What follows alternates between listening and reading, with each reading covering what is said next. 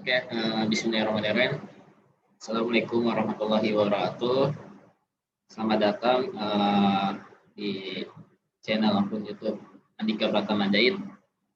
Pada kali ini gue ingin menjelaskan atau mempresentasikan terkait bisnis plan. Jadi pada kesempatan kali ini bisnis plan yang gue coba gagas yaitu impor Semarang atau istilahnya International Freight Forwarder, jasa layanan ekspor dan impor. Jadi kita bisa ulik bareng-bareng, dan kalau ada pertanyaan nanti bisa di kolom chat komentar.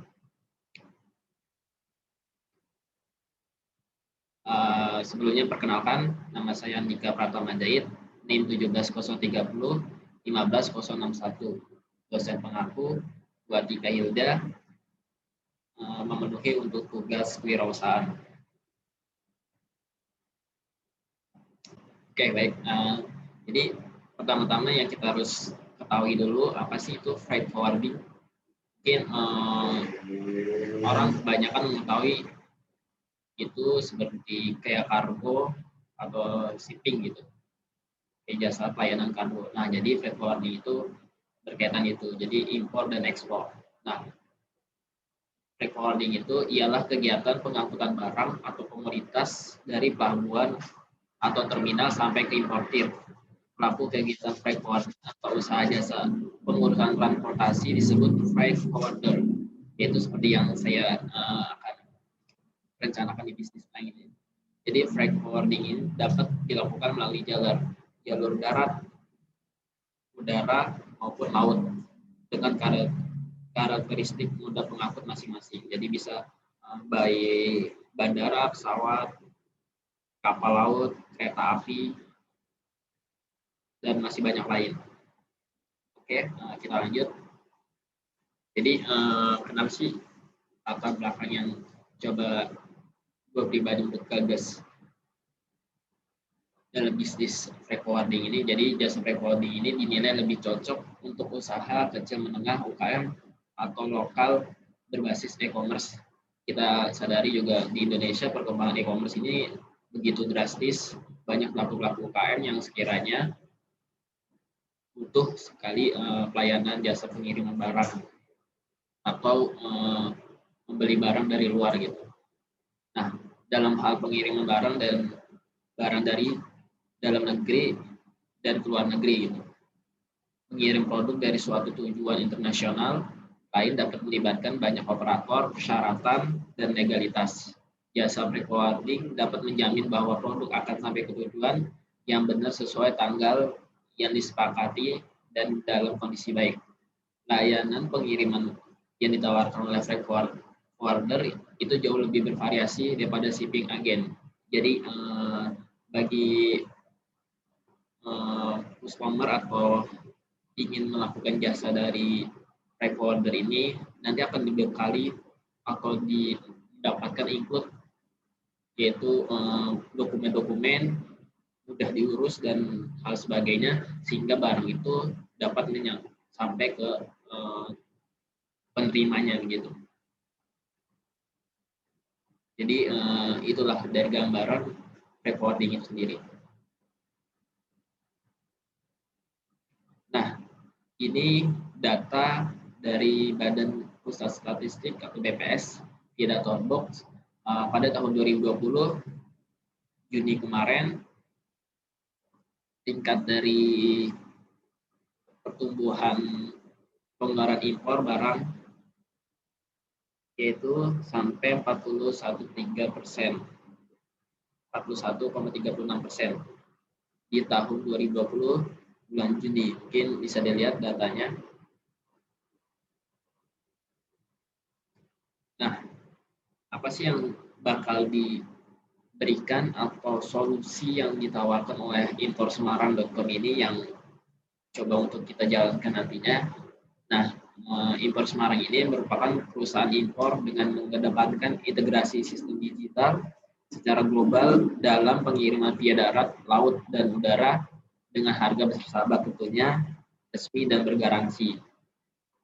Nah, 100% layanan pengiriman aman, terus layanan support profesional, dan yang terakhir kondisi operasional armada terbaik. Nah, pastinya mungkin orang-orang yang bakal kita wadahi dengan layanan jasa pengiriman ini, mereka akan mendapatkan apa aja yang berkualitas dan terintegrasi yang baik gitu. Jadi solusi yang akan diberikan kepada klien atau kepada pengirim akan kita berikan yang terbaik gitu.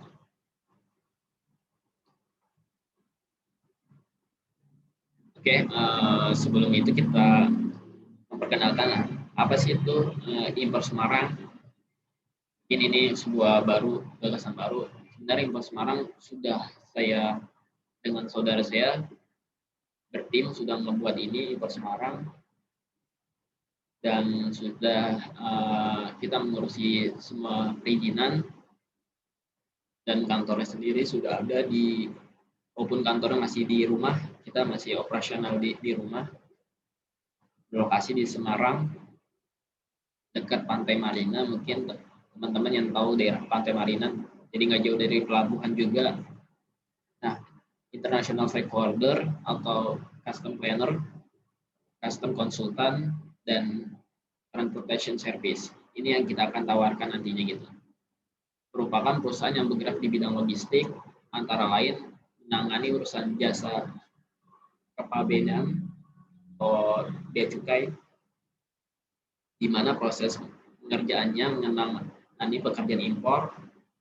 Beberapa perusahaan ternama dari luar negeri telah mempercayakan kebutuhan impor kepada PT Musindo Jaya Nusantara. Nah, ini PT yang sudah di legalitas yang tadi saya bilang juga, sudah melakukan perizinan dan sebagainya, sehingga terbentuklah PT namanya PT Musindo Jaya Nusantara yang dinamakan imporsemarang.com.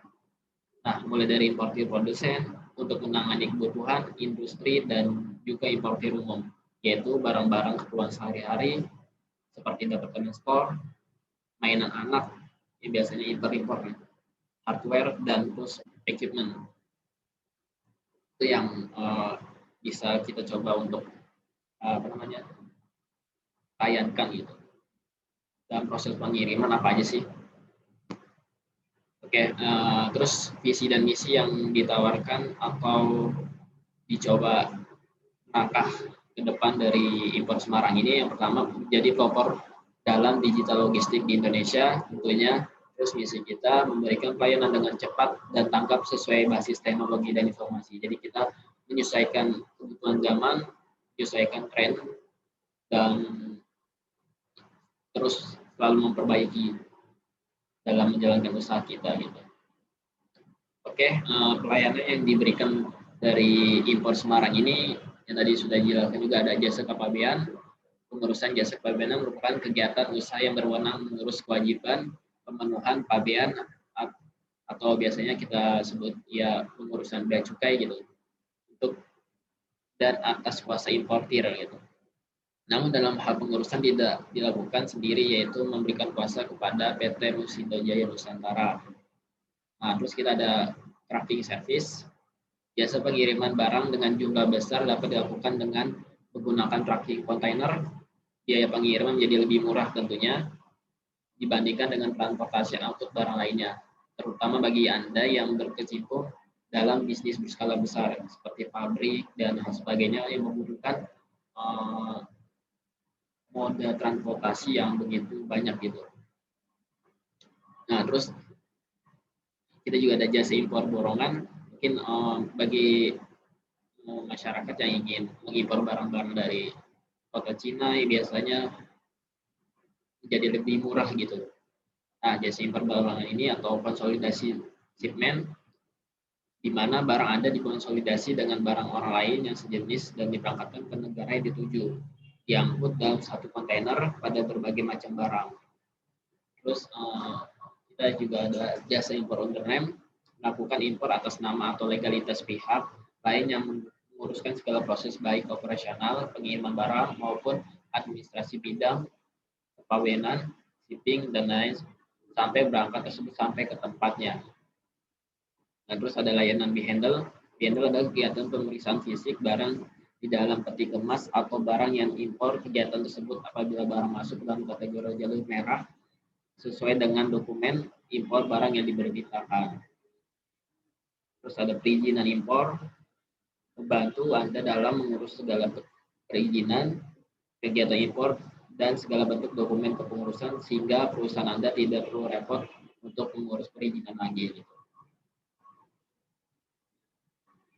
Nah, kita ada impor resmi, menyediakan layanan impor secara resmi kepada Anda sesuai aturan yang telah ditetapkan dalam kegiatan ekspor impor barang seperti kelengkapan dokumen dan lain sebagainya. Nah, yang paling penting kita juga door to door, mode pengiriman di mana pelanggan tidak perlu mengantarkan kirimannya ke perusahaan pengiriman. Dalam hal ini, pengambilan barang dari pengiriman di negara asal sampai pada pengantaran di Indonesia itu sendiri. Ini fungsi dari Impor Semarang yang bakal kita coba layankan gitu. Oke, ini adalah dari analisis SWOT. Jadi ini ada grafik experience kita sama untuk menjalankan ini. Custom clearance itu kita ada 60%, perizinan dokumen hingga hari ini 80%, handling layanan impor, terus ada transportation service 80% lebih. Nah, strength yang akan kita coba rancang ini, pertama itu merek dagangannya dikenal luas, itu kepada kita. Terus pendapatan usaha dan margin operasi yang meningkat. Ketiga, promosi yang intensif. Keempat, aktivitas yang meningkat di pasar internasional. Kelima, riset dan penelitian yang kuat. 6, otomatisasi produk. 7, mengintegrasikan kendaraan kepada armada pengiriman tentunya. Oke, lanjut di webnasnya. Di belakangan persaingan utama pada pasar luar negeri, bisnis ini rentan terhadap kondisi ekonomi, politik, sosial, dan sebagainya. Jadi tidak ada pengaruh dampak-dampak lainnya, misalnya ada kalau tragedi 98 krisis moneter, nah di sini nggak ada rentan sekali terhadap kondisi-kondisi itu karena kita ekspor dan impor gitu. Nah, terus ketiga itu banyak mendapat keluhan dari pelanggan tentang ketidaktersediaan informasi secara cepat dan akurat nih biasanya. Terus biaya untuk pelanggan meningkat, dikenal sebagai freight forwarder yang mahal dan kurang fleksibel terhadap kebutuhan pelanggan. Terus keenam, kurang mengerti posisi perusahaan bila dibandingkan dengan pesaing lain. Ketujuh, diferensiasi bisnis yang lebih sedikit dibandingkan dengan pesaing utama. Opportunities-nya ini pertumbuhan pasar, perdagangan dunia yang membaik. Kedua, memegang otoritas sertifikat untuk melayani negara tujuan yang lebih banyak dibandingkan dengan perusahaan lain. Ketiga, jumlah pengguna internet yang meningkat besar di seluruh dunia. Keempat, tren industri mengarah ke outsourcing ke negara di kawasan Asia. Kelima, infrastruktur yang terintegrasi dan ditingkatkan dengan maksimal. Nah, ini ancaman yang dari perusahaan ini. Pertama, beberapa bisnis mengubah settingan jaringan distribusinya. Kedua, pesaing utama nih yang paling penting. Pesaing utama pastinya ada, memberikan pelayanan yang hampir sama untuk harga yang sama atau bahkan yang lebih murah. Terus yang ketiga, banyak pesaing internasional dimiliki, jadi jejaring sudah banyak, hampir bisa ke seluruh dunia dan hal sebagainya, dikendalikan atau disubsidi oleh pemerintah atau didukung oleh pemerintah. Jadi pemerintah mendukungnya dan mempromosikan ini bisa naikkan perusahaan itu gitu, level perusahaan itu, sehingga perusahaan yang jasa yang kita berikan ini bisa kalah saing gitu. Terus keempat, peraturan baru dari pemerintah pada dunia perdagangan, misalnya CTPAT, NSW, itu dari SOT-nya. Oke, lanjut kita ke analisis 4P, produk, promotion, test, dan price. Nah, produk yang kita tawarkan tadi, jasa layanan ekspor dan impor, door-to-door service, port-to-port service, port-to-door service, door-to-door service. Nah, terus promosi yang bakal kita gerakan di marketingnya itu, pertama kita ada websitenya, mungkin bisa dicek nanti imporsemarang.com. Di situ kita akan memberikan terkait info-info dan konsultan kontak untuk orang-orang yang sekiranya ingin memakai jasa layanan kita. Nah, terus kita ada iklan, ads, kita memakai Instagram ads, iklan, terus kita memakai Facebook ads yang berkaitan sosial media, kita coba untuk mengiklankan itu. Terus untuk tempat yang tadi sudah kita bilang, tempat ini masih di rumah, di head office, tapi kita bangun untuk kantor. Head office Jalan Mula Warman 2 nomor 21 Pedalangan Banyumanik Semarang. Jadi lokasi kita di Semarang, nggak jauh dari pelabuhan dan bandara. Nah, untuk harga yang kita tawarkan ini, harganya berkisar mulai dari 450.000 sampai dengan 1 juta per dokumen dengan kualitas high premium service untuk semua layanan yang diberikan. Oke, ini analisis keuangan. Jadi pengeluaran yang kita coba untuk membuat ini, perusahaan ini, pertama itu modalnya sekitar 100 juta. Nah, dengan perincian ini pertama ini yang harus sesuai dengan kita membuka freight forwarder ini dari pemerintah itu, pertama itu izin usahanya dari Dinas Perhubungan, Bea Cukai, dan lain-lainnya. Nah, terus ada aset. Asetnya ini berbentuk ada kantornya, terus ada kelengkapan di peraturan di sub itu ada kelengkapan minimal 2 PC komputer, terus aset-aset lainnya yang bersifat kita untuk informasi dan komunikasinya, dan biaya operasional tentunya pastinya. Kita juga ada nantinya ada staff dan sebagainya, ada orang lapangan, dan kita berbentuk jejaring juga untuk operasionalnya. Terus ini keuntungan yang coba kita perhitungkan. Pertama itu ini gambaran, misalnya ekspor biaya pengiriman barang dari Jakarta ke Busan Korea dengan kapasitas muatan 20 ton. Nah, ini biaya yang kita dapatkan ini yaitu lolonya itu $300.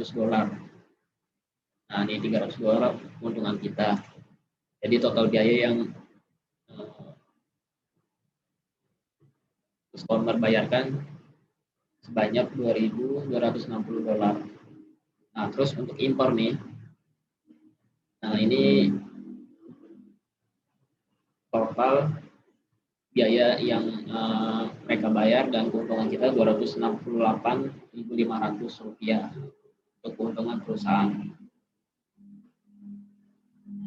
Nah, terus terakhir nih, proses produksi yang ditawarkan di atau jasa layanan freight forwarding ini. Jadi proses produksi ini pertama publik. Nah, publik ini mulai dari masyarakat, moda transportasi, dan hal sebagainya. Lalu kita sebagai karir dan agen atau kantornya, layanan jasanya, melakukan pengiriman. Nah, disebutnya pengiriman ini shipment atau konsignor ke penerima konsignment. Nah, terus untuk bisa nyampe ke sini kita ada namanya ya ke pemerintah dulu, melakukan perizinan dan sebagainya, sehingga bisa kita kirimkan. Nah, untuk melihat ini semua, untuk mengkontrolling semua ini, kita ada namanya teknologi informasi dan komunikasi ICT yang bersifat teknologi untuk informasi pelacakan dan sebagainya, yang bakal kita berikan juga transparan kepada customer-nya gitu. Jadi begitu.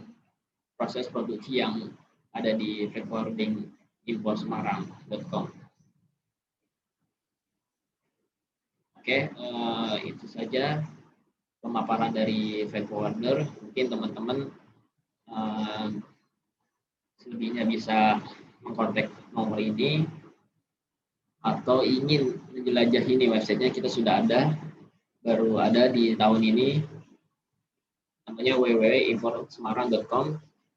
Email addressnya importsemarang@gmail.com. Bisa langsung dikepoin, ajak saudaranya yang sekiranya ingin melakukan jasa impor ataupun ingin mengekspor barangnya. Mungkin itu saja dari saya. Kurang lebih mohon maaf. Sampai bertemu konten selanjutnya. Assalamualaikum warahmatullahi wabarakatuh.